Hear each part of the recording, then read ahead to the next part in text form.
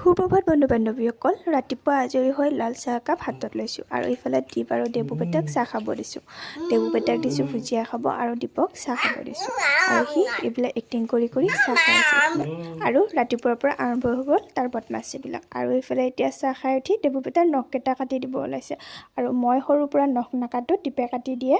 আৰু এতিয়া আজৰি হৈ মই নৰসিংহৰ পাত কেইটামান ছিঙিব আহিছোঁ। আমাৰ পিছফালে আছে আৰু আছে এতিয়া মানিমুনি আৰু ঘৰতে হৈ আছে ধুনীয়াকৈ।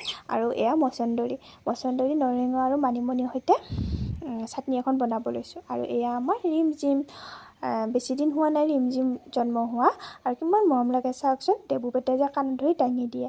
আৰু এতিয়া চাটনিখিনি বনাব ওলাইছোঁ। লগত দিছোঁ তিল অকণমান আৰু খাবলৈ যে ইমান ধুনীয়া হৈছে। আৰু এইফালে বহাই দিছোঁ কোমোৰা ভাজি আৰু কণীকেইটা ভাজিছোঁ ধুনীয়াকৈ। আৰু এয়া কণীৰ দম বনাইছোঁ আৰু আমাৰ ৰাতিপুৱাৰ ভাতকেইটা হৈ গ'ল। এয়া কোমোৰা ভাজি, পদিনা চাটনি আৰু কণীৰ দম।